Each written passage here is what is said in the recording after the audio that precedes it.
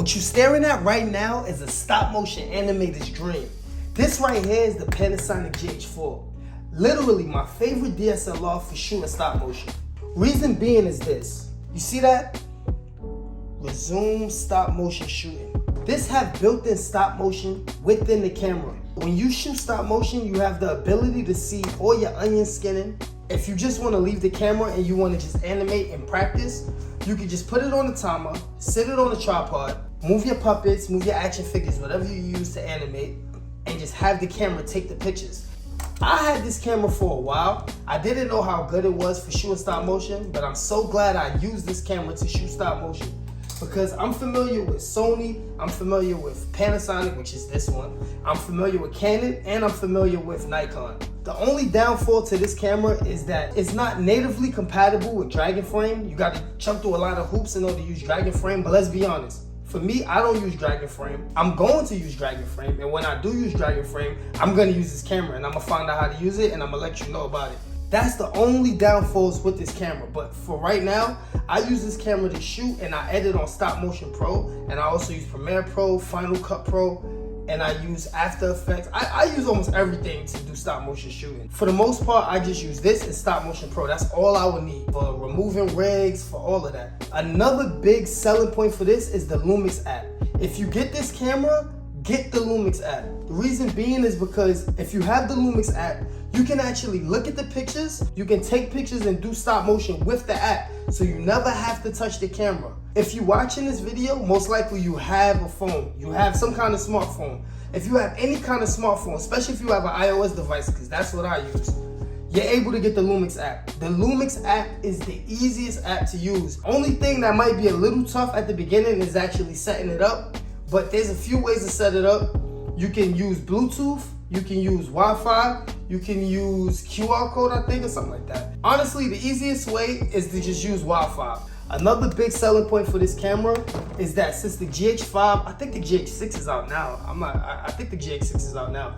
But since the GH4 is so old, quote unquote, you can get this camera for less than $500. And when I say less than $500, I mean not just the body. You can get this with lenses, and you can get a whole bunch of stuff, bags and a whole bunch of accessories from people. And let's be honest, most people that use these cameras, they're not gonna use it for stop motion, so they're not gonna put it through the ringer as much as us stop motion animators, right? So, and you'll be able to get a pretty much brand new camera for less than $500. This camera is so light, you could barely, I mean, especially without the battery grip. I got an extra battery in there. I would definitely say if you get this camera, to get a battery grip or to get the dummy battery that plugs into the wall. Because the last thing you want to do with shooting stop motion is for your battery to die. And I had to actually buy I have 5 batteries. So I always keep 2 batteries, 1 battery charged in the camera and 1 battery in the battery grip. Another reason why I like using this camera is because you can control the white, I mean that's with every DSLR, I'm not gonna say it's just for this camera, but you can control the white balance, you can control the ISO, and you can control the aperture. The number one thing that I didn't like with shooting stop motion on my phone is that even when I tried to adjust the white balance and Stop Motion Studio Pro, sometimes I would see that it would flicker, and I know nothing changed with the light source. I'm always wearing dark clothes when I shoot stop motion, so I know it isn't me, and I'm way far away from the light source. So sometimes the auto white balance would just kick in, or the auto ISO would just kick in, even though I changed it, and it was starting to get on my nerves. So I said, I'm gonna use my DSLR, and I'm so glad I did. All the stop motion that you see on this channel is shot with the GH4. Another reason why I like the Lumix app is that as soon as you finish shooting stop motion, or you can literally dump the photos off of the camera onto your phone without connecting anything. You don't have to take the SD card out. All you have to do is go on the app. I can't really show you the app right now because I'm actually using my phone to record this. Usually I would use this to record, but obviously I'm recording about the camera. You can actually get the raw JPEG photos off the camera. It takes a little bit of time to load, maybe like 20 seconds, but you get like the raw files and you can just dump it right to your phone. So if you edit on Stop Motion Studio Pro, you can dump all the photos right onto your phone.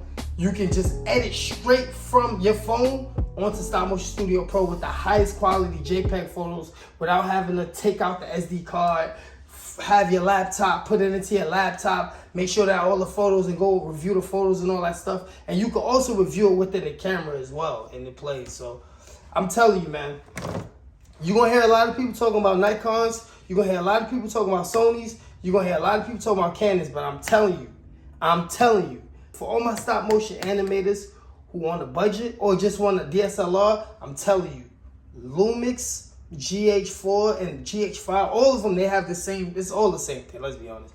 But this one is so affordable, and I'm telling you, it's a beast. I love this camera. I wouldn't trade it for the world. Only thing is, it doesn't work with Dragonframe. It's not really native. It's not compatible, but I'm telling you, that is minute. If you use Stop Motion Studio Pro, if you use Adobe Premiere Pro, if you use Final Cut Pro, I'm telling you, this is the way to go. If you get this camera, make sure you get a prime lens, because you want to control the aperture and the ISO and the white balance manually.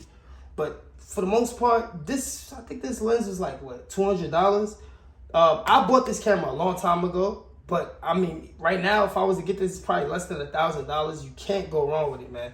And then it also shoots amazing videos. I'm not going to even talk about the videos. That's the reason why I bought the camera in the first place.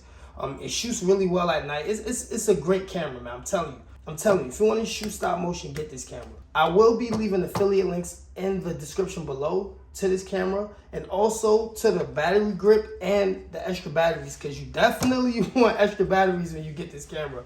The batteries die pretty quick. I actually have 3 Panasonic batteries, and I have 2 off-name batteries I bought from like Amazon or something like that, but it does the job. I never had no problems, so those are perfect.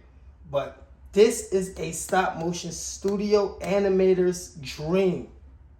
You heard it here first. Keep animating. I'll see you there.